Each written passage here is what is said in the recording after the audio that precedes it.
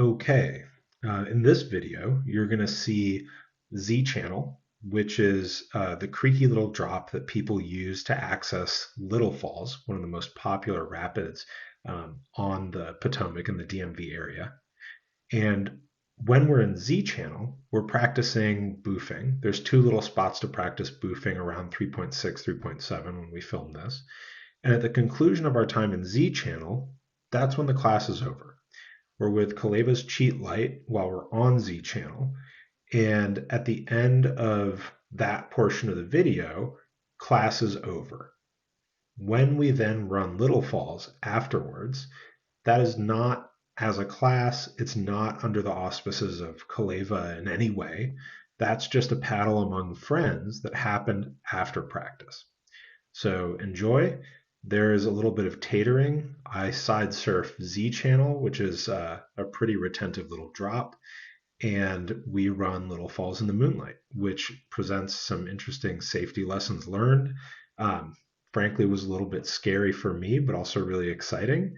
And I would do it again, just so long as we take all the right precautions, which I think we did this time too. So see what you can learn from it. Let us know what you recommend.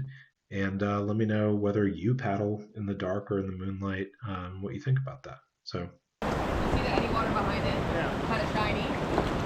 So we are going to be taking a right stroke. We're going to exit this eddy. We're going to have right to left momentum. And our goal, where essentially my boat is pointing in the angle that I'm going to do this boof at, I'm going to have right to left momentum. And as I go over that wave, I'm going to plant that boof stroke so that it lifts my bow and I land into that eddy water behind me.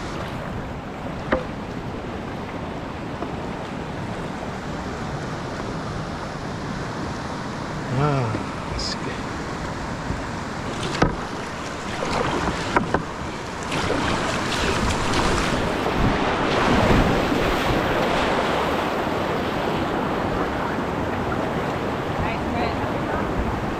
I think you could have even been closer in, right? I lost my edge up there. Yeah.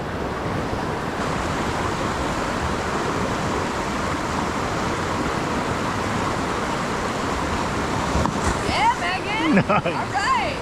Hey, so you had plenty of early left momentum, so you backed off, and then you took a powerful, that was a good boot stroke. Beautiful. Let's go down one eddy here. Actually, we'll talk here real quick, and then you guys will go first. Okay. So, does everyone see the rock? Inside here, we'll talk more. The idea is to land in the eddy that Nat is in. That Nat is sitting in right there. Left to right momentum. This one is a lefty stroke. All right, get it. And then you can walk back up and run it again.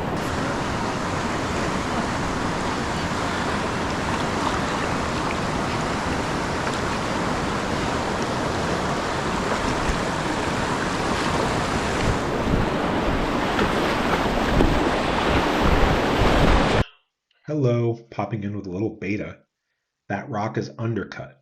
So if you're going to run the drop, just stay left of it. And you can go right. There's a sneak line where you can go around. And in fact, you can attain back up around it. But if you're going to take those lines, you should know that it's undercut. That's all. All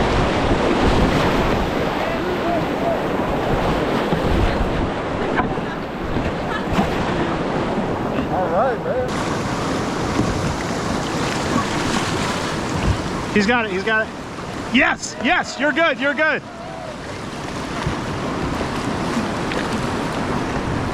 Yeah! Looks good.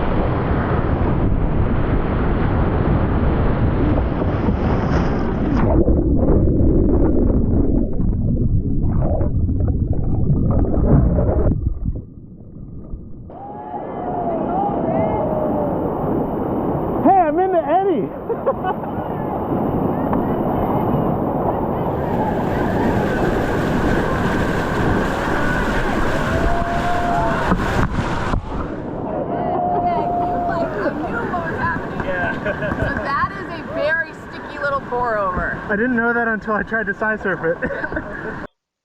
Okay, so class is over, and we all decide, hey, there's a little daylight left, and there's going to be moonlight soon, so let's do a little lap of Little Falls.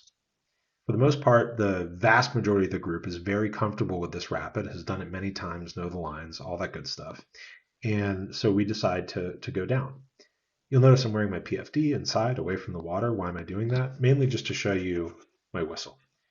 Frequently, when you're paddling, your visibility will be obstructed, either because it's dark out or because the river turns or because there's a rock or a boulder or a set of trees or whatever, and you need to be able to signal to one another. Frequently, you won't have cell phone service or don't have your phone on the river, so you need a whistle. You arrange signals with one another, like 2 blasts means this. Typically, 3 long blasts means an emergency, so try to avoid using that as a signal for anything other than emergency. You'll see what happens. We have a swimmer. We're able to recover the swimmer without much problem. He was really doing an excellent job at retaining his boat and his paddle. There were headlamps involved. There were whistles involved. Everything turned out okay. We set safety in 2 different locations. But these things happen. And if you're paddling in the dark, your risks increase. And so you really need to keep an eye on safety. So huge thank you to everyone involved. We noticed that Roy wasn't with us at the bottom of the rapid. We sent a few people out to look for him. We set up communications with the whistles. We recovered him pretty quickly, no problems at all, and happily ended our paddle. But, this is just a view into why safety is so important and the control that you exert over the risks you're taking on the river. Nobody went down Little Falls at dusk without thinking about how they would paddle a little differently in the dark. So here you go.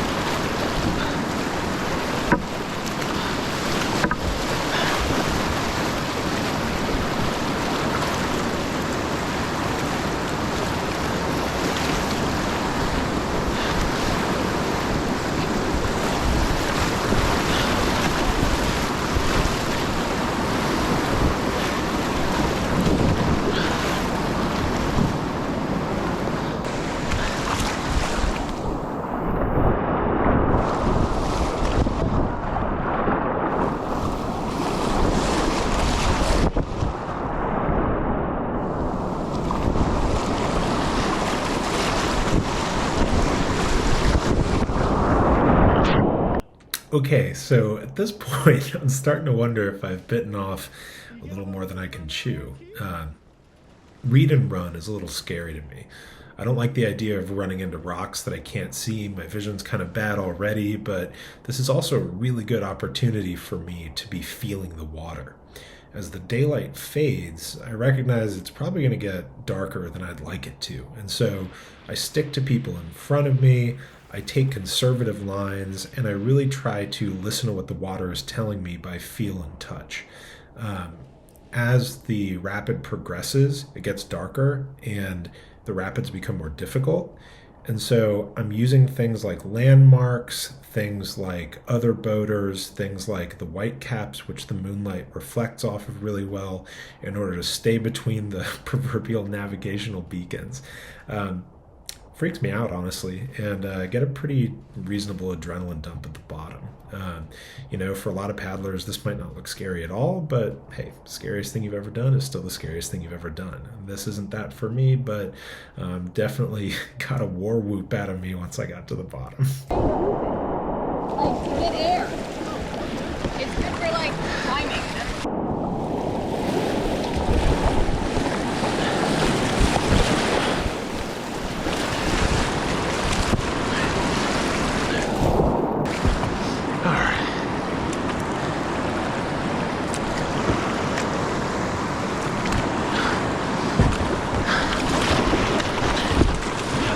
Sorry.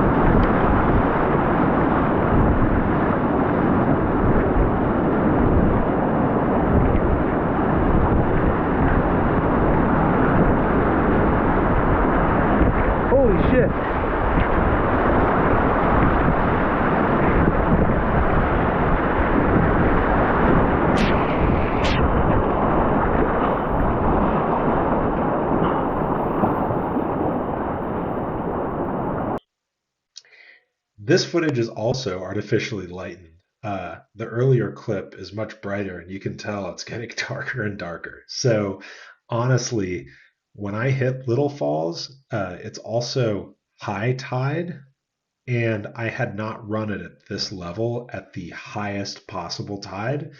And the waves just get taller. The wave train into Maryland is a little faster, a little scarier. Um, Not a problem at all, except for the height of the waves and the darkness leaves me pretty unsure where I am, full stop. I was not sure if I was going down Virginia, couldn't see over the waves. And while this was scary, it was also a great opportunity to focus on fundamentals. I'm dealing with every wave in front of me as it comes, trying to peek over, get a look at what's next. And when I finally realize I'm in the Maryland wave train, it's when I see this reactionary diagonal curler coming for me, and I kind of go, "Oh shit!" Um, so that was it. And honestly, it was really, really fun, also scary.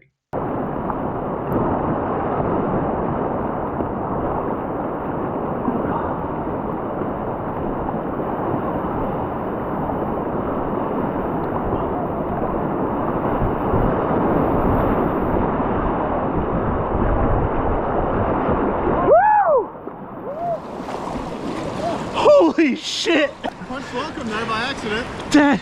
I can't believe I didn't like that. Oh! Jesus Christ, dude! I totally missed that already. Did you? Oh yeah, no, I was like close to the cleaver rock right in the middle, and I was like, oh, I'm fucked. Yeah, shit here! Yeah, come on. Is this you ready? What? Who went down Virginia? Hey Lane, is this? I don't think anyone did. Yeah. Hey, where's Roy? Keith just asked a really important question and also demonstrated that he's super observant and safety conscious. Everybody's piling up in that eddy underneath the Maryland wave train.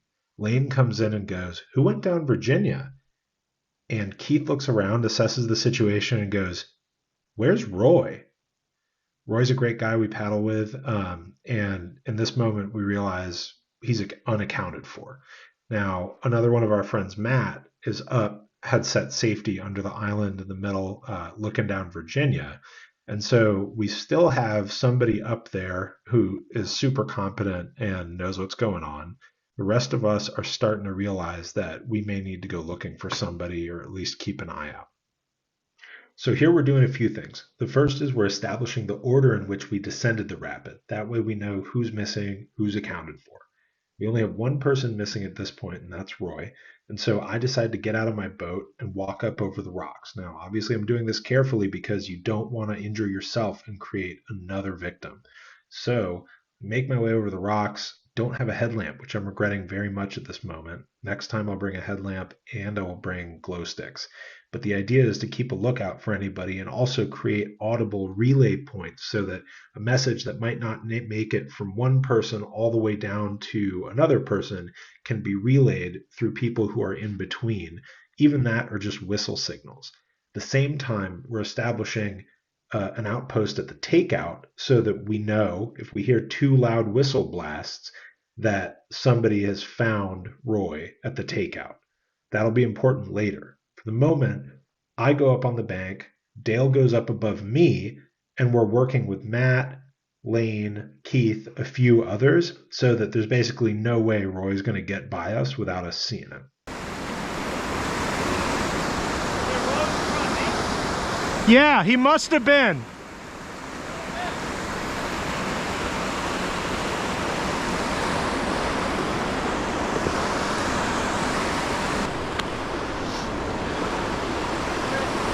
Yeah. We're going up. We're gonna have someone go down, just in case he swam past us and we didn't see.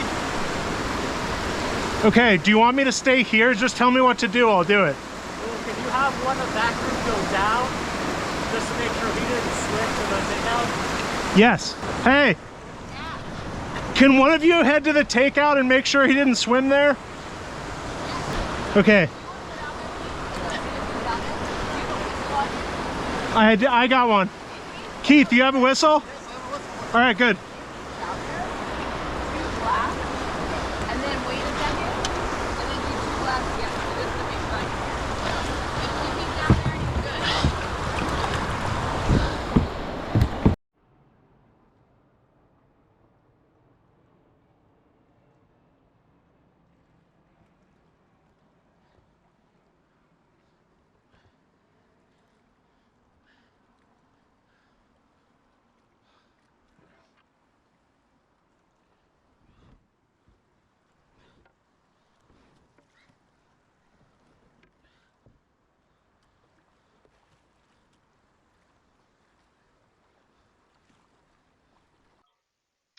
Interesting, huh?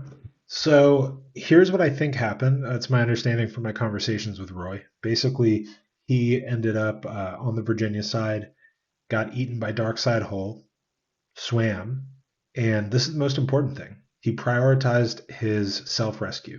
In the rescue situation, getting to shore safely is up to you, the victim, first.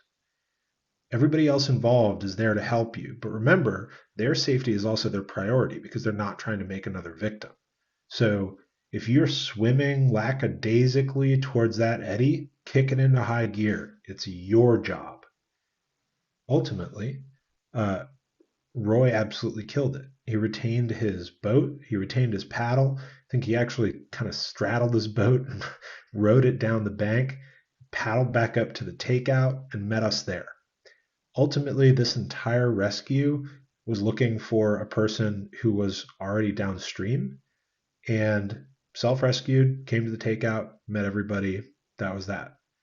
It was dark. There's only so much you can do. And ultimately, you control your risk. Everybody felt okay. I would do it again. Roy would do it again, but maybe with glow sticks. And I'd definitely bring a headlamp and maybe a slightly smaller count for the total paddle group and really clearly defined order with somebody probe up front and somebody sweep in the back. So really glad things turned out okay, and ultimately really grateful for everybody's help and support. Again, if you see anything done egregiously wrong aside from paddling in the dark, then please drop it in the comments or ways to improve, whatever. Yeah, I even got my. I saw my sponge first. I got that. Nice. Hero, dude, that's awesome. It's just policing up all the pieces of Roy. The big question is, do you still have all of your teeth? Yes, yes. Did you go down Virginia upside down? Yeah. Holy shit, Roy. Well, I didn't get past Dark Side Hole, and then I was. Can't believe nobody followed my line.